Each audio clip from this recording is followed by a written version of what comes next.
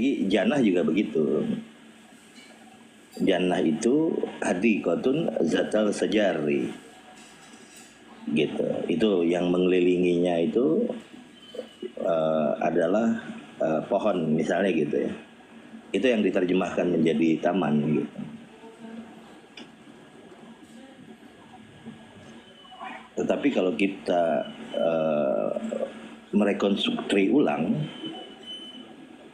maka kita bisa mendapatkan makna yang berbeda dengan menggunakan kaidah mustarak fil lafzi gitu. Itu akan memberikan dampak yang berbeda. Nah, nanti kita bisa memberikan parameter dari setiap kata yang ada, apakah dia korelatif atau tidak dengan apa yang mau dimaksud, misalnya begitu. Gitu, Gus. Iya, kalau pendekatannya pelajaran bahasa Inggris kan apa yang dimaksudkan tadi itu biasanya kita sebut dengan idiom kan begitu. Jadi dia sidrat dan muntaha itu kan dua kata yang berbeda tuh. Tapi itu membentuk satu pemahaman baru. Betul. Itu namanya idiom. Masalahnya di level idiom sendiri itu kita kadang-kadang sepakat, kadang-kadang nggak sepakat, kadang-kadang sepaham, kadang-kadang nggak sepaham. Gitu loh. Ya itu kan ada rumusannya, Gus. Ada tandanya. Iya, memang ada rumusannya sih. Ya, masing-masing orang kan ya nanti mengembangkan pemikirannya dengan rumusan yang sama, bisa jadi pemikirannya juga akan jadi belum tentu sama. Nah, apa yang mengikat ya sesuatu yang idiomatik gitu atau majemuk kita menyebutnya ya, untuk bisa memiliki makna baru? Apakah rumah tangga layak diterjemahkan tempat tinggal yang ada alat naiknya?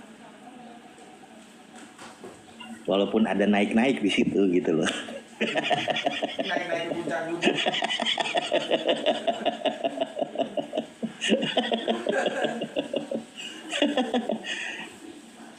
Kan tidak begitu kita memaknai rumah tangga gitu. Tetapi rumah tangga adalah maka dia dijelaskan terhadap cakupan dan batasan apa yang termaktub dari peristilahan rumah tangga gitu. Kadang dia bisa jauh dari bangunan kata asalnya gitu. Kan begitu. Maka kita melihat makna pada kata rumah tangga gitu. Kan begitu, Gus. Iya. Aku sangat mengapresiasi lah, sangat setuju dengan apa yang dijelaskan seperti itu. Tetapi itu ada dalam tataran-tataran diskusi yang kita sudah satu frekuensi. Enggak juga, Gus. Kalau beda frekuensi, enggak juga. Sebentar. Kalau beda frekuensi itu kita perlu jelimet lagi menjelaskan. Makanya aku bilang enggak apa-apa. Gini kan Mas,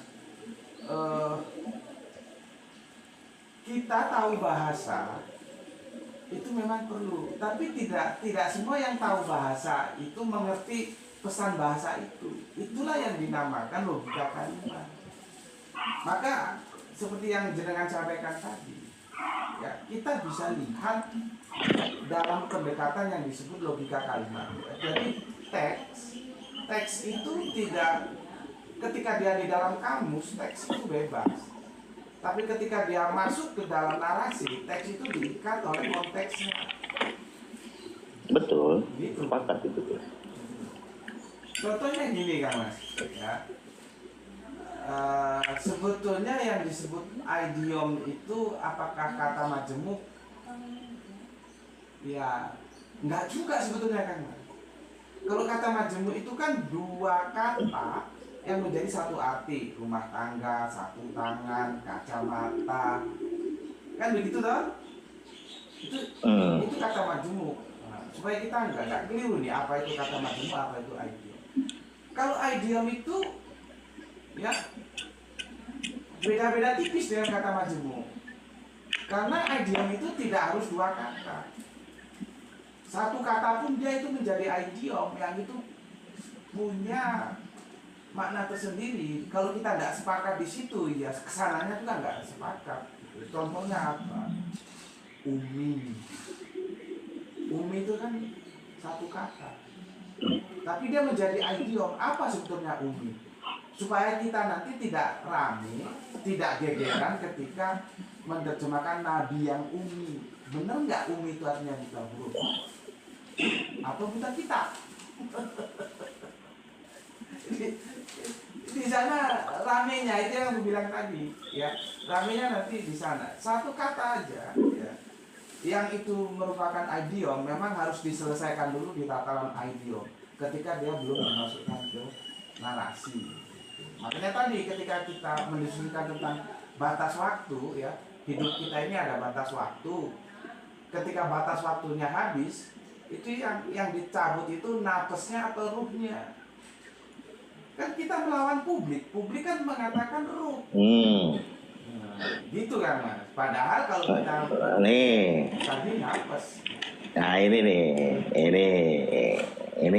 di dalam bahasa gini Gus, kita mengenal ada ya double pada akhir kalimat, itu yang pertama gitu ya. Apa fungsi ya double itu gitu? Nisbat disebutnya nisbah ya, jadi lambang dia nisbat gitu. Apa sih nisbat itu? Assalamualaikum. Waalaikumsalam Kang Agustan. Nah ini Kang Agustan ini juga ini penggiat kamus ini, nanti mungkin bisa ditambah wacananya. Monggo Gus Fadil. Iya, bukan cuma penggiat kamus dia juga salah satu penggiat kumis gitu.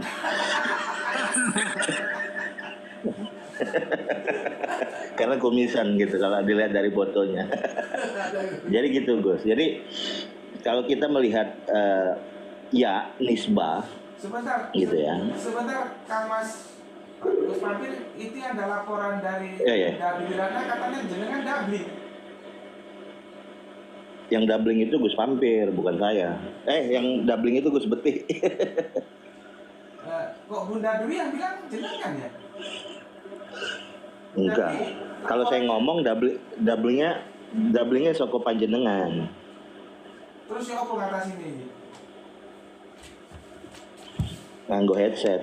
Panjenengan nganggo speaker dah. Iya, coba nih tak kecilin ya. Wah iya. Oh ya. Orang kerungu dah. Matur nuwun Bunda Dwi atas informasinya. Semoga ini sudah nggak dubbing. Moga dilanjut Gus Fadil sebelum dikomentari oleh Kang Agustan pakar kamus dan kumis. Iya. Jadi ada ketentuan atau kawaid atau kaidah di dalam bahasa itu ketika sebuah kata diikat oleh ya nisbah gitu ya. Ada dibubuhi ya, di situ ada ya double pada akhir kalimat atau akhir kata gitu. Dia juga menjadi mengikat gitu terhadap apa yang diikat itu adalah kata dasar kata dari kata aslinya gitu.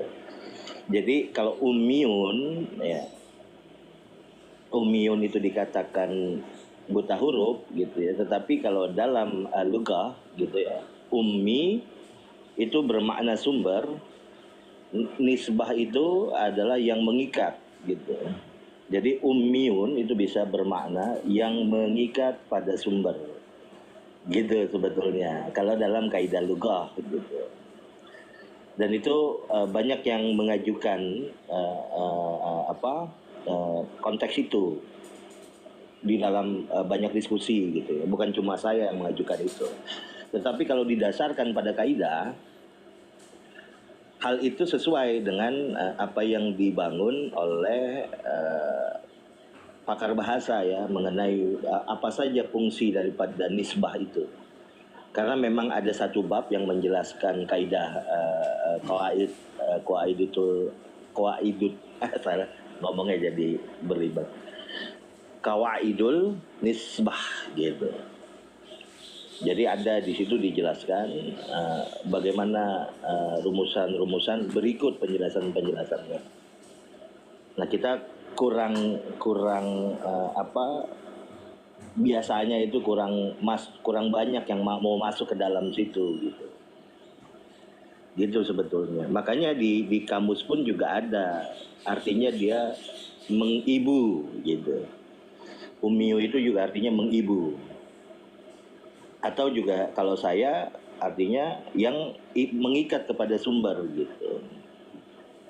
Jadi dia menjelaskan bahwa dia terikat oleh informasi si pemberi informasi gitu. Itu konteksnya Gus.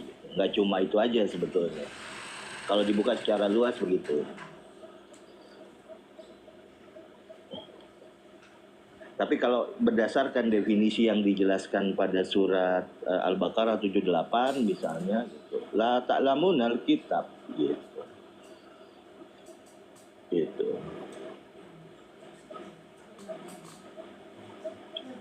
Jadi pada fungsinya dia tidak mengetahui atau tidak memahami sebelumnya apa yang dimaksud dengan ketetapan, maka dia harus mengikat terhadap itu gitu. Agar dia bisa memahami konteks itu harus mengikat terhadap sumber.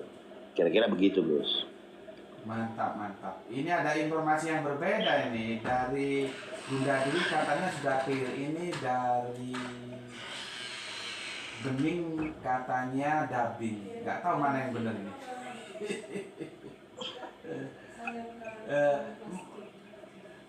Monggo, Kang Mas Agustan, gimana? Nanti aku akan kasih komentar tentang Yaknisba tadi ya. Monggo Kang Agustan, penggiat kamus. Iya. Tapi nggak bisa bahasa Arab lah ya. Cuman saya punya hobi untuk menelusuri kamus Al-Quran aja. Tapi memang patokannya tetap aja tafsiran yang Al-Quran. Tapi ditelusuri maknanya, misalnya gitu. Jadi ya memang tekniknya memang agak berbeda dengan orang-orang yang bisa bahasa Arab. Saya mempunyai pendekatan mencari lawan kata, padanan kata, nah baru dicocokkan gitu. Ya, tapi tadi saya udah lihat naro itu Nah itu saya cek juga di situ, tapi memang agak berbeda ya dari yang saya cek itu. Ternyata api nar itu sebenarnya tetap cahaya, tapi di situ ada penjelasan cahaya yang memperbaiki, tapi ada yang mematikan juga gitu. Nah atau cahaya yang, jadi kalau kita neraka itu ya kenapa orang nggak mati di sana ya karena dia cahaya yang bisa memperbaiki. Nar itu juga terkait dengan posisi alam, keadaan alam. Nah, saya juga menafsirkan misalnya neraka jahanam itu ya terkait dengan posisi ini sekarang itu yang menarik ada lubang hitam. Nah itu karena di situ memang ada api. Ketika ada lubang hitam ada api itu kelihatan sana kalau di ayat Mulk gitu saya cek gitu. Nah, itu menarik sebenarnya. Tapi kalau yang ada pikiran tuh saya cek di mana itu kalau benar terkait dengan pikiran tadi. Nah itu saya nggak tahu itu.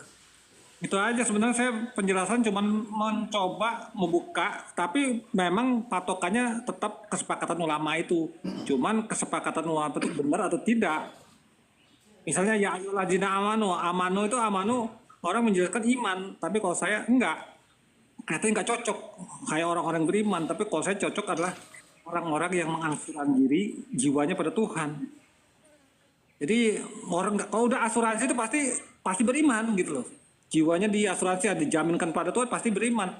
Tapi itu yang lebih cocok menurut saya dibandingkan orang beriman. Nah iman ini kan kesepakatan ulama, ya kita cuma patuh aja. Ya patuhin aja lah. Tetapi kalau saya amanu ini adalah sesuatu yang udah jelas otomatis orang itu udah merasakan efektivitasnya adanya Tuhan. Ini agak berbeda gitu. Itu cukup, saya cuma menulis gitu aja. Ya mudah-mudahan saya agak benar, tapi memang patokannya tetap ini deh kesepakatan ulama itu terkait dengan tafsir ini. Cuma saya lebih mengeksplorasi gitu. Itu aja. penjelasannya Gus Betik. Tapi kan begini Mas Agustan ya, dengan memasrahkan kepada kesepakatan ulama. Itu ada kata kesepakatan. Ya yang sepakat ya monggo, tapi kan ada yang tidak sepakat dengan apa yang dirumuskan. Betul, saya juga sepakat lah. Gimana itu? Atau kan kerja gitu Gus. Ya Nah, silakan. saya tuh yang ada cuman Pak. Jadi gini, mau nggak mau, para ulama itu kan mengkristalkan resumenya tetap Al-Quran itu, bunyinya itu. Jadi udah ini dia ada bentuk sepakatan. Nah, tetapi kan kita harus koreksi juga. Kita juga harus kenapa bisa ada kesepakatan itu gitu loh. Nah, di situ kan kita harus mengevaluasi. Artinya gini, yang ada di ayat itu sebagai jembatan kita, first line untuk melangkah yang lebih bagus gitu. Tapi itu menjadi ada menurut saya menambah suasana kondisi yang saat itu ya Pak. Misalnya yang dekat-dekat waktunya Nabi masa hidup itu. Itu yang saya lihat ke sana. Jadi kita nggak boleh lari dari sebuah kesan. Cuman ya kembali lagi saya ketika saya misalnya Kotilo tuh bunuh dan ini saya nggak setuju tuh. Kalimatnya saya cenderung sudahlah. Waktu itu kan nggak enak membunuhlah kamu itu bunuh nggak enak kan. Jadi saya cenderung sudahlah, akhirilah. Dan di situ ada nuansa yang begitu dalam artinya daripada Kotilo itu sendiri. Itu kalau saya menelusuri pengalaman saya lumayan 20 tahun saya menelusuri kayak gini-gini. Ya, cuman saya tetap aja kelemahan saya nggak bisa bahasa Arab. Tapi kalau bisa bahasa Arab wah lebih hebat lagi mungkin. Mantap. Gitu terus. Oke, terima kasih Kang Agustan yang merupakan pakar kamus dan bisa tembus sampai ke kumis. Orangnya cukup ganteng, ada kumis, ada jambang ya. Mantap Kang Agustan. Oke, silakan Gus Mampir di komentari apakah kita harus mengikatkan diri kepada pendapatnya, kesepakatannya para ulama, sedangkan ulama itu juga banyak. Monggo. Ya artinya gini, kalau kita lihat tadi apa yang diangkat oleh Gus Betik mengenai apa itu sanad gitu ya. Jadi digunakan sebagai referensi gitu. Agar apa? Agar kita juga tidak jauh ya melampaui batasan-batasan yang sudah ditentukan gitu. Jadi kesepakatan itu juga tidaklah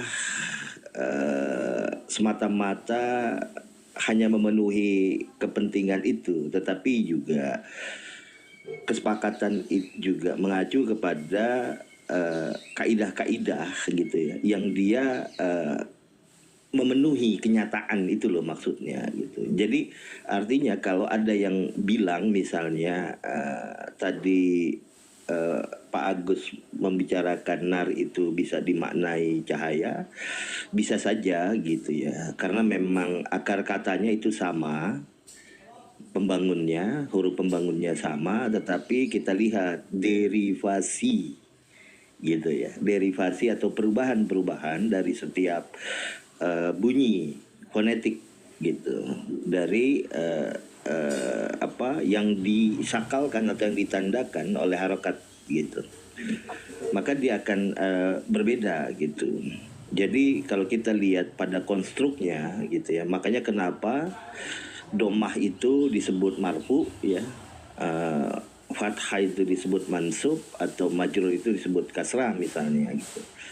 Jadi itu memberikan indikasi gitu sebetulnya, memberikan indikasi-indikasi apa yang harus menjadi atau apa yang menjadi urutan awal atau urutan-urutannya gitu, agar kita bisa memahami konteks itu secara utuh ya gitu. Kira-kira begitu Gus. Jadi tidak hanya mengikat kepada sesuatu yang di luar itu, tetapi juga pastinya mengikat apa yang ada di dalam itu gitu.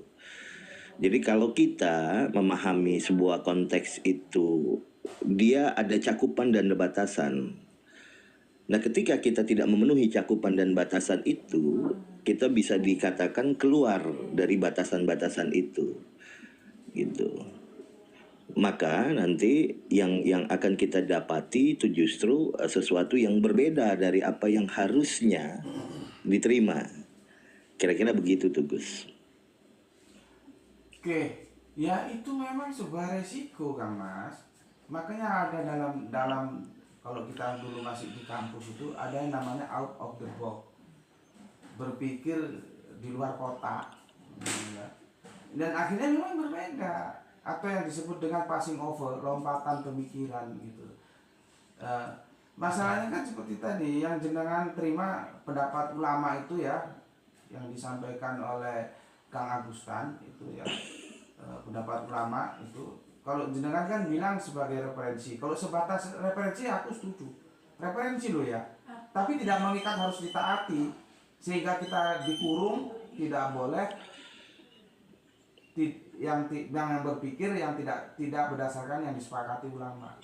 Kalau kita harus berpikir berdasarkan apa yang disepakati ulama, lah ngapain kita pakai otak, yang sudah ngikuti aja apa yang ada, kan begitu. Karena apa? Oh iya, iya. Karena ada batas waktu tadi yang aku bilang. Batas waktu bahasa itu penting. Contohnya ya, zaman gue masih keren dulu, masih punya gelar mahasiswa, yang namanya galau tuh nggak ada. Dulu kami kalau misalkan bulan sudah di ujung, zaman kami kan belum ada ATM ya, masih pakai wesel. Kalau dari Sumatera tuh dikirim itu 1 minggu baru sampai. Kalau nggak sampai ngutang sana sini di warung makan, nanti sudah kebanyakan utang, mau ketemu aja malu, akhirnya ya nahan perut dari lapar gitu ya. Itu suasana itu kami dulu nyebutnya suntuk. Batas waktu dulu itu suntuk. Nah sekarang zaman anak-anak gue ini yang sudah masuk batas waktu milenial, yang disebut generasi milenium itu nyebutnya galau gitu loh. Nah, makanya kan dari kita awal tadi berbicara tentang kehidupan, itu ada batas waktu. Ruh itu dititipkan ke kita, terlepas nanti ruh atau nafas yang akan diambil, tapi itu semua punya batas waktu. Ya. Dan bahasa juga punya batas waktu. Bisa jadi dia bertambah dan berkurang atau berubah. Maka itulah kitab yang katanya itu dianggap sebuah kitab suci, itu bahasanya harus mati. Karena dia menjadi standar. 1 meter itu harus 1 senti, dia nggak boleh tambah, nggak boleh kurang, harus mati. Karena apa? Dia akan dijadikan standar yang namanya 1 meter itu ya 100 senti itu. Nggak boleh bertambah dan kurang menjadi 101 atau 90, nggak boleh. Nah, kembali tadi ke masalah nisbah. Maka itulah disebut Al-Quran. Tapi kan sulit. Aku diskusi berat ini dengan dosen, ada di channel YouTubeku. Aku tanya, aku kira dia mahasiswa dari luar negeri yang tugas belajar di sini, karena banyak di Malang Batu ini mahasiswa-mahasiswa yang belajar ya dari luar negeri. Ternyata dia benar-benar dosen. Aku percaya dia dosen karena dia disebut oleh mobil mewah. Ya, dia dari Sudan. Ya, ketika dia ngaku dosen, aku agak apa iya ya. Tapi ternyata dia dijemput oleh mobil mewah. Ya berarti dia dosen bener, mobilnya itu jatah dari kampusnya gitu ya.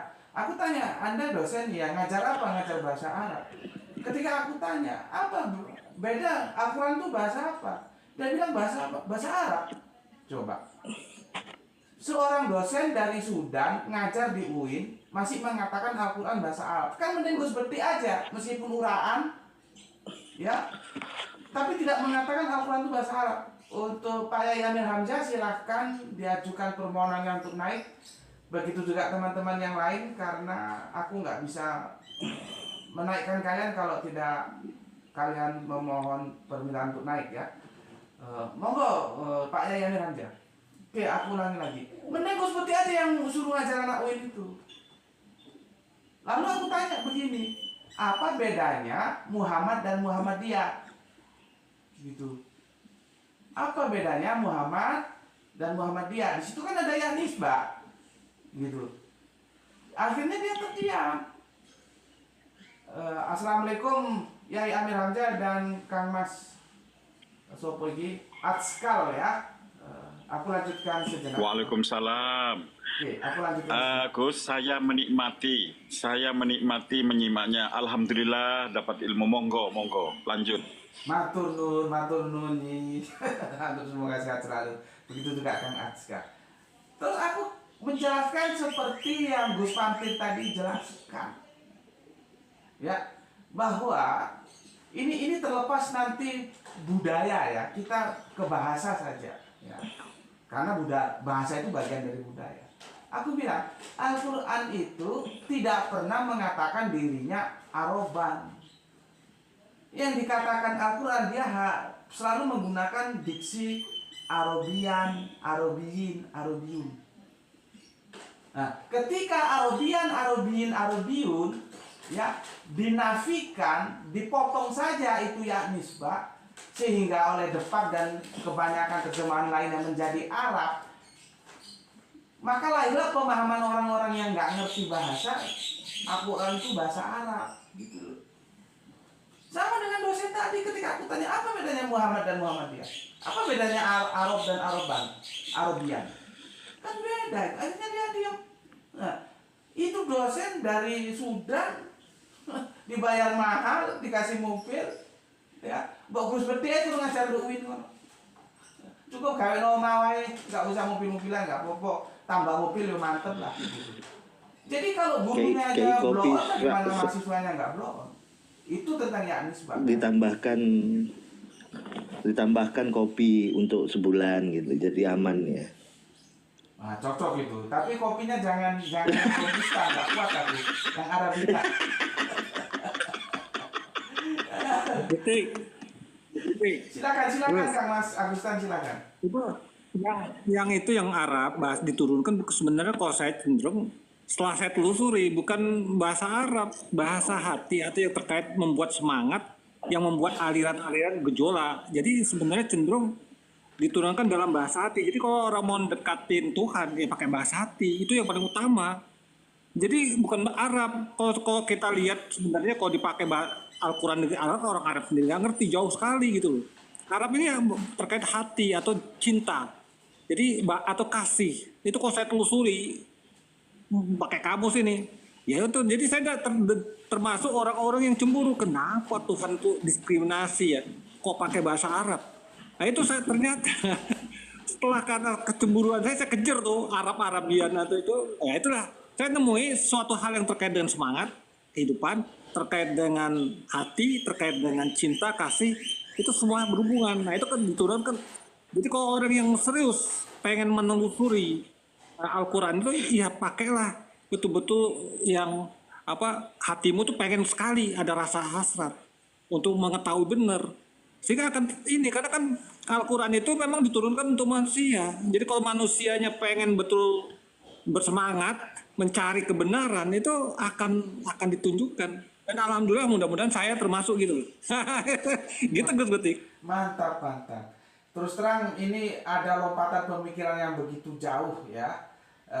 Kita nanti sebelum ke Gus Pampir yang akan menjelaskan, ada Yai Amir, ada Kang Mas Askal, kita ingin tahu pendapat saudara-saudara kita ini. Tetapi sesuatu yang aku sampaikan kepada kalian harus bisa membedakan antara agama dan pemikiran agama ya. Dan janganlah beragama itu menggunakan pemikiran orang lain. Beragama itu yang berdasarkan pemikirannya sendiri justru. Caranya bagaimana? Ya belajar gitu. Adapun ulama-ulama yang terdahulu itu apakah tidak harus kita terima? Kita terima dan harus kita hormati, hanya sebatas penyampai informasi. Tapi bagaimana kerangka berpikir agama kita itu tergantung pemikiran kita masing-masing. Nah, pemikiran itu tidak bisa dibatasi oleh batas waktu tadi.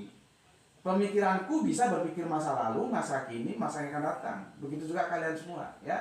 Jadi aku ngajak kalian untuk berani keluar dari kotak-kotak jumut yang itu sudah memenjarakan kita dalam mencari ilmu, gitu. Nah, ini sudah ada yang berani nih. Kang Agustan katanya Al-Quran, Arabian itu tidak diterjemahkan sebagai Al-Quran yang bahasa rumpun Arab, kalau aku begitu, tapi bahasa kasih, bahasa cinta. Wah ini spektakuler ini. Mungkin Yai Amir bisa menjelaskan sebelum ke Kang Mas Aska. Itu kemana? Gus Pampir kalau terlempar tolong ajukan lagi permintaan untuk naik biar aku naikkan. Monggo Pak Yai Amir sebelum ke Kang Mas Aska. Waktu dan tempat kami persilahkan. Assalamualaikum warahmatullahi wabarakatuh. Waalaikumsalam. Gimana ya? Saya mau menjelaskan kepada kepada seseorang yang pengetahuannya di atas saya. Jangan-jangan nanti saya itu ngurui bebek ngelangi gitu loh, Gus. Karena sebagian besar apa yang sampean katakan itu benar. Memang memang banyak kita temui di Al-Quran itu justru beragam. Justru kalau berbahasa Arab kita namakan bahwa Al-Quran itu berbahasa Arab, maka akan menjadi jerat pada leher kita gitu, Gus. Jadi benar apa yang panjenengan katakan, kita temui seperti kata Ibrahim, itu kan bukan bahasa Arab. Banyak hal-hal di mana di sana bukan bahasa Arab, tapi berbahasa rumpun. Betul apa yang dikatakan panjenengan, Gus. Yang kedua, Allah ini kan Maha Pengasih. Dia itu berbahasa bukan berbahasa levelnya dia gitu. Kalau saya berbahasa berdasarkan level saya.